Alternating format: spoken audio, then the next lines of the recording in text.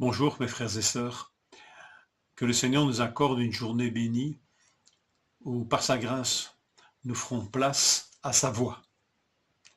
VOX, que la voix du Seigneur puisse impacter nos vies en cette journée. Nous qui serons soumis à d'innombrables voix, qui en entendront une multitude et qui parfois habitent profondément en nous, et bien que la voix du Seigneur puisse résonner dans nos vies. Et cette voix, elle vient au travers de sa parole, par son esprit. Que cette voix du Seigneur soit entendue. Jacques 2,4, ne faites-vous pas en vous-même une distinction et n'êtes-vous pas des juges aux pensées mauvaises? Quels sont nos critères de jugement d'autrui? Sur quels critères est-ce que j'accueille plus ou moins bien un frère ou un autre homme? Que ce soit dans une église ou que ce soit dans mes relations normales de tous les jours. Comment est-ce que j'accueille et sur quelle base est-ce que j'accueille plus ou moins bien l'autre, qu'il soit un frère ou pas, dans la foi? La question semble importante puisqu'elle affecte ma foi. Mes frères, ne mêlez pas à des considérations de personne votre foi en notre Seigneur de gloire Jésus-Christ.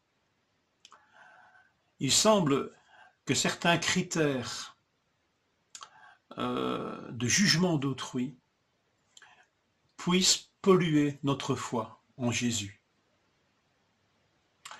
Par exemple, si un de ces critères de jugement pour accueillir l'autre est son apparence, le texte nous parle d'habits du riche et d'habits du pauvre. Serait-il possible que dans mes relations courantes, ce soit un critère peut-être inconscient, mais en tous les cas bien présent en moi ou en nous, qui fait que voilà comment j'accueille ou j'accueille moins bien quelqu'un en fonction de son apparence. Ici, ses vêtements.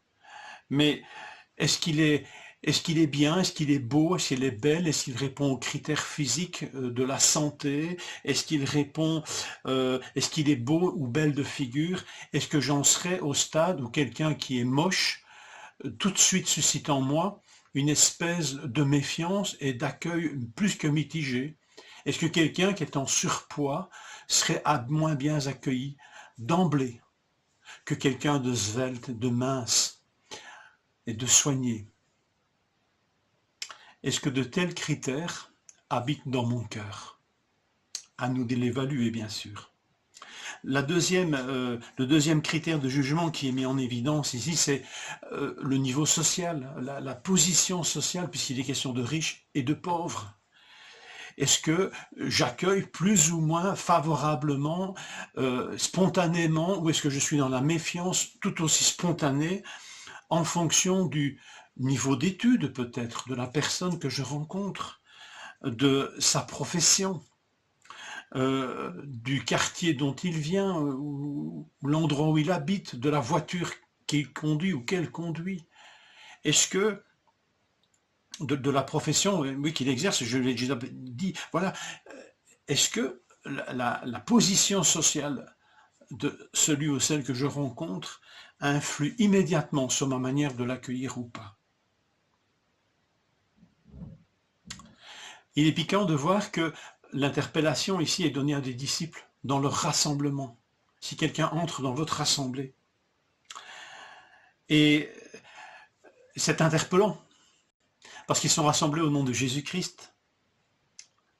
Alors, vous vous rendez compte que dans cette situation, il est même dit que si nous donnons une place d'honneur, si vous donnez une place d'honneur à celui qui est richement vêtu, une place d'honneur, ça peut être une place d'autorité aussi. Et le texte nous dit là que, si vous lisez attentivement, vous verrez que ce serait donner une place d'honneur à quelqu'un qui en fait méprise la foi. Et méprise même le nom que ces chrétiens portent. Alors nous pourrions devenir tellement stupides et manquer d'intelligence quand nous sommes dans de telles attitudes, quand c'est de tels critères de jugement qui habitent mon cœur et qui me permettent en temps normal d'accueillir ou non quelqu'un. Donc nous pécherions doublement contre toute intelligence d'abord. Vous vous rendez compte, donner l'autorité à quelqu'un qui méprise la foi. C'est un cas extrême. mais rendons-nous compte que ces critères de jugement d'autrui nous rendent peu intelligents. Et d'autre part, nous pécherions contre Dieu lui-même, parce que dans le texte, il est dit que ceux que nous aurions tendance à mépriser, ce sont ceux précisément que Dieu lui accueille. Alors voilà, il y a une réflexion à mener sur ces critères d'accueil, sur ces critères de jugement qui sont en nous tous. La réflexion, elle doit être menée d'une manière qui n'est pas superficielle. Chapitre 2, donc Jacques 2, verset 4, ne faites-vous pas en vous-même une distinction, en vous-même, à l'intérieur de nous. C'est dans le domaine de nos motivations profondes. C'est pas quelque chose d'accidentel si de tels critères sont présents dans nos vies. Nous avons tous une histoire personnelle, familiale, sociétale.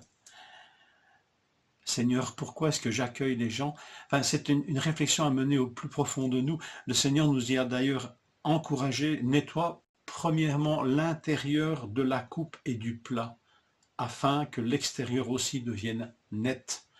Lave l'intérieur, que nous puissions mener avec le Seigneur et son esprit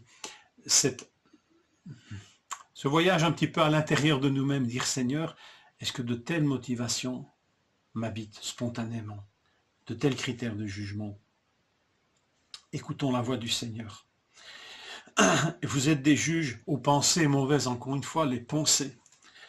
C'est du cœur que viennent les pensées mauvaises. C'est encore une fois de l'intérieur.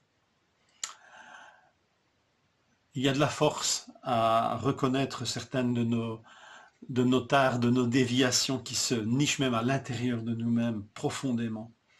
La force de la repentance, de la confession. La force que nous recevons aussi de l'Esprit Saint de travailler en nous-mêmes, de travailler à l'intérieur, afin que ces pensées puissent être abandonnées. Écoutons donc cette voix de Dieu par sa parole. Mes frères et sœurs, vous qui croyez en Jésus-Christ, notre Seigneur plein de gloire, alors ne faites pas de différence entre les gens. Bonne journée.